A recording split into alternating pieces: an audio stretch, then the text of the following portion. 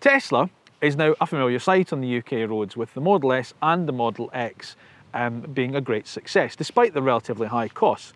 And now we have this, the Tesla Model 3, an electric bolt right into the heart of the darling sector, the compact sports saloon, dominated so far by the BMW 3 Series. And it's become somewhat of an overnight success. Customers were putting deposits down for this car a couple of years ago, and now it's here. In fact, in 2019, in August, the Model 3 was number 3 in the UK registration charts. That's not just for electric cars, by the way, that's overall. It beat the Ford Focus. So, is it any good? Well, that's what we're here to see.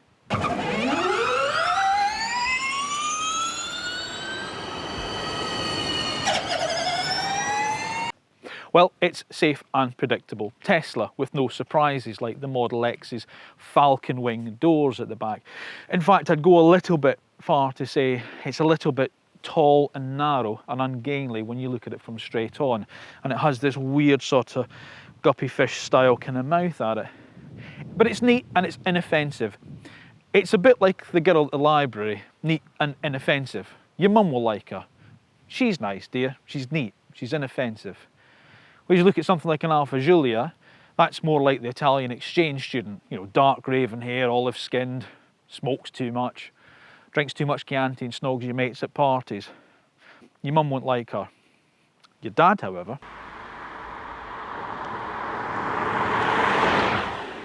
can't say I'm a big lover of this chrome either. I'd rather have these maybe body colour or, you know, it's like a black pack. But there's some nice neat touches, such as the integrated charging port. The car doesn't come with a conventional type of ignition key. Most of the controls are controlled through the Tesla app, as you can see here, even for things like locking and unlocking the car and for opening the front boot. The boot lid itself opens up to reveal a capacious boot, although the opening is a little bit limited. But you do have some nice underfloor storage for your charging cable. There are 3 trim levels within the Model 3 range. There is the standard car, which has a range of around about 254 miles. There's the mid-range, what they call the long-range car, with a range of 354, and this, the performance model, which the range drops to 329. The mid-range car and the performance model get all-wheel drive as standard. What you don't get with the Model 3 is free access to Tesla's supercharging network, although obviously you can use them. Now there's 14,000 of those around the world now, and they're growing all the time. But Tesla have included a CCS charging port in the car, so you can obviously use other chargers that are available. And the interior is a really pleasant place to be. Okay, I'm not a big fan of this white leather, but the seats themselves are very supportive. They're not massive figure-hugging sports seats, and you do tend to roll around in them a little bit through the corners, but for long journeys certainly they offer enough support, especially underneath the thigh. They're heated, they're electrically adjustable, and inside the car we've got bags and bags of storage space. In fact, so much so, with these massive big bins in here, that I lost my daughter in one the other day while we were playing a game of hide and seek. I still haven't really found it, if I'm honest. Now, I have been criticised in the AutoEV office because I'm one of the people that turns around and says I don't like car interiors that looks like it just has a tablet stuck on the dashboard. Yet for me to turn around and claim that this is one of the best car interiors you can see, all my colleagues were saying, well, hang on a second, what is the Tesla Model 3? The difference being here, however, the tablet actually is the dashboard. Everything's controlled from here. Heating and ventilation, to your audio system, to your tracking your energy, to all your car controls.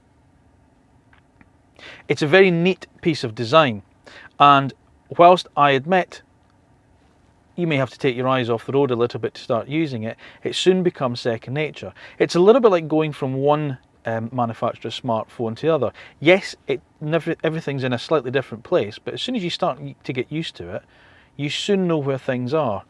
The steering wheel as well, nice surprise, it's almost round. I'm not a big lover of flat bottom steering wheels, that's for race cars. This is a road car. Let's not be silly, let's keep it round. But it's nice, it's plain, it's simple, it's got a nice girth to it almost. They've also moved away from using the Mercedes-Benz switchgear with their own column stocks. Yes, they're plastic, but actually they've got quite a nice feel to them, and the actual action and the clicking noise they make is quite pleasant. And the steering wheel itself is free from buttons. You just have these two scroll wheels here, and they will change their function depending obviously on what you have up on the screen itself. So one may be used for volume of radio and track selection, or it may be used for zooming in and out of the map, or it can also be used for the actual electric adjustment of the steering column itself, or moving your mirrors. Also, a massive amount of light floods into the car thanks to this massive, great big panoramic sunroof. Now, Tesla say that it should withstand the weight of 2 fully grown elephants if carrying large mammals on top of your car is your kind of bag. You should be all right in that case. I wanted to avoid becoming a Tesla fanboy. I wanted the car to have some flaw. I wanted to almost see if the company had been arrogant enough to throw the car on sale when it wasn't ready, where it still had those basic flaws of the Model S. But it hasn't. It has changed, and they've listened. The drive of the car is now comparable with most of the petrol engine equivalent cars. And okay, maybe the M3 and the C63 AMG and the Alfa Romeo Giulia Quadrifoglio, they are much more expensive.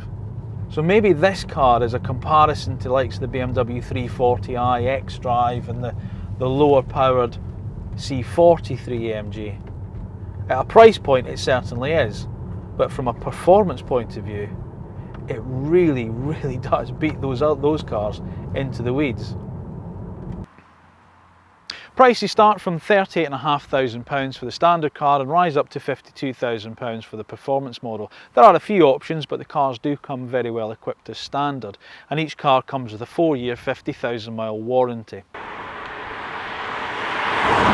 Every now and again a car comes along that defines its generation. Take for instance something like the Ford Model T. It was the first car that got people from four legs onto 4 wheels. Then there was the Volkswagen Beetle, a car that was the brainchild by one of last century's most heinous dictators, and yet it became the symbol of the peace and flower power generation. And then there's the Mini. Sir Alec Isagonis, one of the leading engineers that we've ever known, set out to design a small 4-seat family car that ended up becoming a cultural icon in the Mini. And then there's the Golf GTI Mark 1. A car that wasn't even an official program. It was done in the back room without management even knowing about it. And yet it went on sale and not only defined a new genre of car, but 40 years later is still the daddy. This is what I mean with the Tesla Model 3.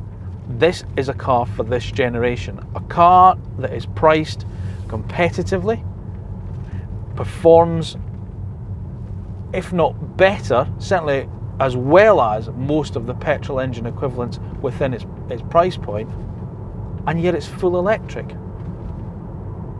This is a game changer. This really does set a new benchmark. Well done, Tesla. Well done. So there we have it, the Tesla Model 3 Performance. Has it been worth the wait? Oh, absolutely. As I said before, this is a real game-changing car. It deserves the success that it has. It's refreshing to see a car where we don't have to use the expression good for an electric car. It's just a good car. Thanks for watching, and we'll see you next time. If you like what you see, please remember to like the videos and subscribe to make sure that you get a notification of when the next ones are uploaded. See you soon.